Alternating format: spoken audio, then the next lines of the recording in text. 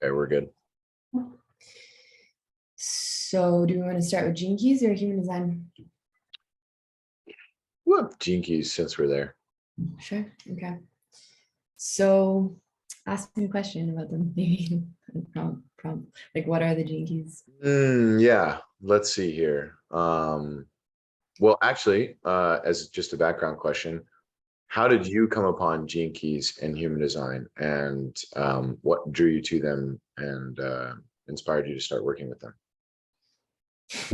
Well, honestly, since I was 16 years old, I've had an ongoing obsession with the mysteries of the universe and learning about all of them. Like I've dove into all Asian philosophies and religions, a lot of Western religions and philosophies, but then mostly just like occult mysteries, including quantum physics, which is not an occult mystery, but one that I find a lot of alignment within these systems that I'm attracted to, being like the I Ching, the mystical Kabbalah, quantum physics, numerology, astrology, tarot. Um, and so when I found human design, it was actually explained to me as that. It was like this is a synthesis of all of these things, but it's also nothing like any of these things. It's its own integrated, holistic version. And when I started getting into human design, which was actually first before the Gene Keys, I found it to be the highest form of truth, an integrated truth that people can then use as a blueprint to know themselves deeper. And when I found human design, I already naturally was living my design for 3 years. And I noticed how within those 3 years that my life radically changed. So I would have been, when I found human design, I was 23. And so I started getting into it, and I went deep into all of it to the point that I exhausted everything. And I was like, okay, what's next? And I looked at my bookshelf in this place I was living in, and a roommate left a book behind, and it was the Gene Keys, and it kept calling my name. And I was like, huh, I should pick up that book. And when I picked up that book and opened it and started reading it, I was like, this is the exact theme of what I'm going through right now, and like exactly what I needed to hear to guide me. And I just kept using it as an oracle in that way. And I kept doing that. I was like, there's a magnetism here with this book and these keys. And so then I kept going deeper into the Gene Keys, and I fell in love with the Gene Keys, and now I work with them both. And it's been a beautiful journey thus far. Mm.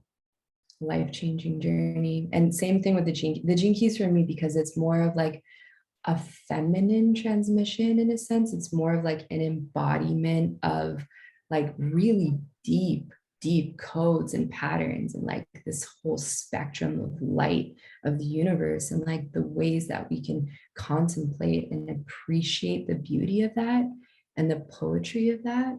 Mm-hmm. It hits me in my heart in that way, the Gene Keys. It hits me in my body in that way. And human design it's a little bit more like I had fun with the mental masturbation of it, you could say. It hits me like it's more in my mind. It's more of like an intellectual approach, and it's definitely more of a masculine approach, because it's like this is who you are, your design, your authority, and how you make decisions go. Like it's like cut and dry and paste, and this is how you make decisions. If you do this, all will be well in your life, essentially. And so it's a little bit different of a journey, but very useful in that. I've never heard them explained that way, which was really ultimately where I was going with my next question is, what's the differences between the two, and how do the two tools serve their own individual ways, but also how do they complement each other? I think you did a great job. I totally agree with the masculine and feminine approach to the two, like Gene Keys being very much more contemplative and expansive and poetic, versus more of like the user manual of human design that's just like an instructional format. But is there anything else that you want to touch on there about the two uniqueness between the two systems and or how they complement each other? Yeah, another way to say that too is human design is like, it's like the structure that holds the foundation, you know, and that the action orientation, the decision making. And then the gene keys is more of like how you fill the space of that, how you embody that fully, how you take responsibility for like these deep layers and this journey through these deep layers that you have. And um, yeah, they work very well together, in my opinion, the integration of the two.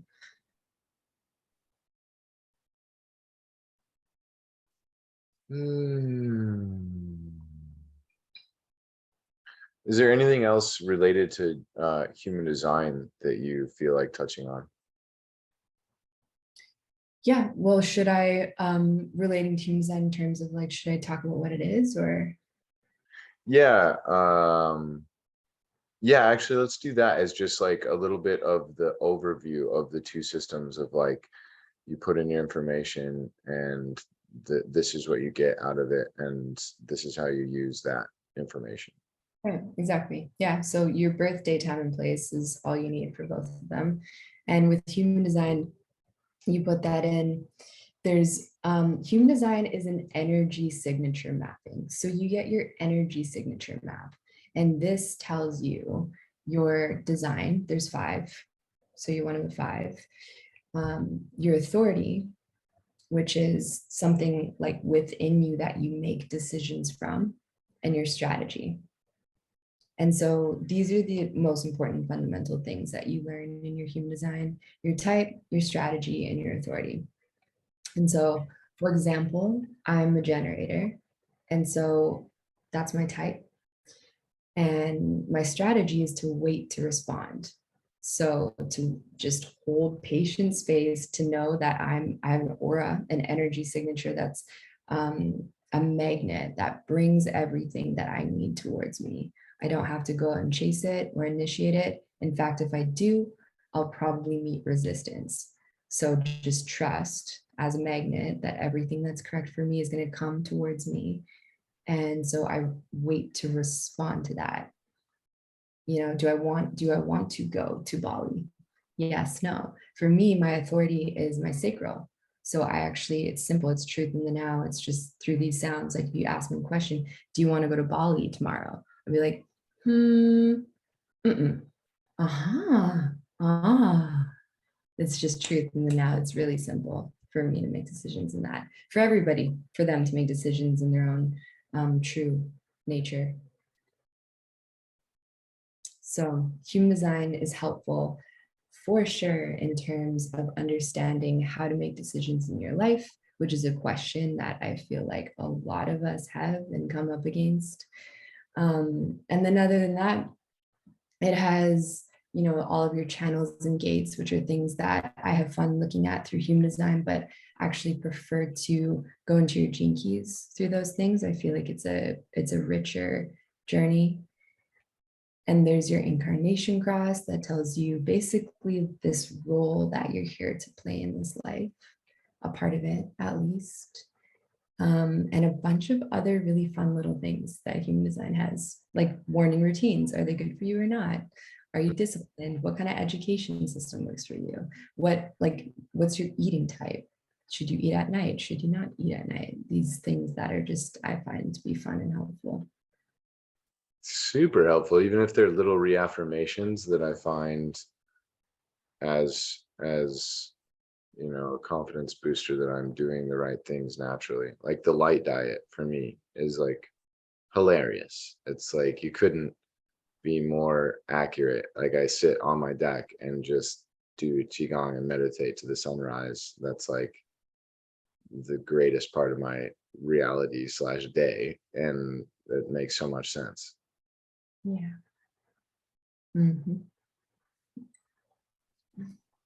Mm, I think this is pretty good. Is there anything on? I think we kind of went into gene keys a little bit more there, but is there anything else that you want to mention on the two systems? Well, did we go into Jinkies? I feel like we didn't really so much go into the Jinkies. No, you're correct. I was thinking of our session, but let's do that. And then my next question I'm just thinking of now is, what's the ideal outcome of using these two tools? Okay, so we'll go into that after I do the intro of Jinkies. Yeah. Yep. I would say both of them are a little bit different, but yeah. So Gene Keys, the Gene Keys are a living wisdom. As I mentioned before, they're a means of unlocking an enormous amount of potential in your life, if you so choose. And they give you this blueprint, this mapping of who you are in this incarnation and how it is that you unlock your highest potential. And a lot of what this recipe is through allowing and accepting and embracing your shadows to receive your gifts and to embody your cities. And so there's this whole journey within the Gene Keys map itself, these contours of your soul that you can work with in a holistic spectrum that involves your life's work, what keeps you healthy, your challenges, relationships, trauma, what you attract, your purpose, your career, how you thrive in your career, what your life's work is, all of these little aspects. And you can span out and look at it as like a big picture. You can go deep within each layer and within each gene key and within each line and really take your time, like contemplating it and wrapping your awareness around it so that you can begin to unlock what these codes are in your life and activate your highest genius, your highest potential, and thus like, more presence in your incarnation and your purpose and how it is that you can then express that as your life's work. I'd taken a note earlier, just summarizing your explanation there, that I loved so much is the gene keys or the living wisdom, and contemplation is what turns the key so you can access your greatest human potential within each of the gene keys. Yeah, contemplation is a huge part of it.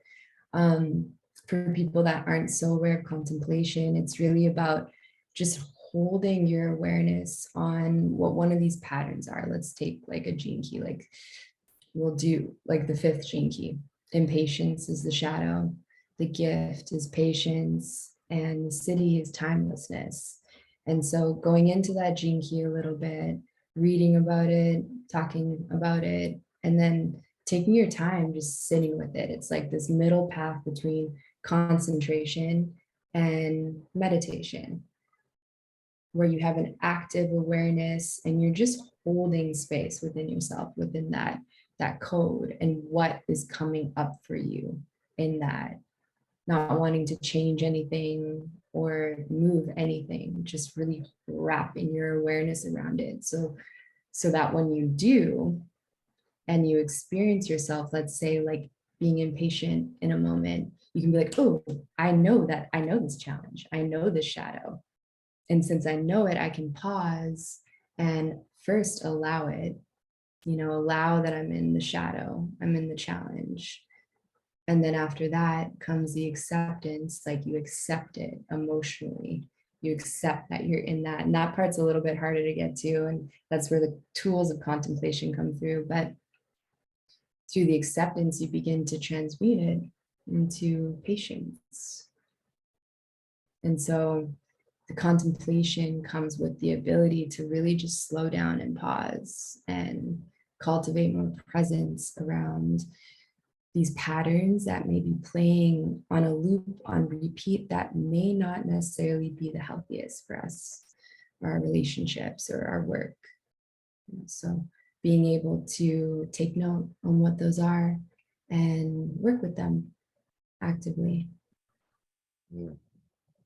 Mhm.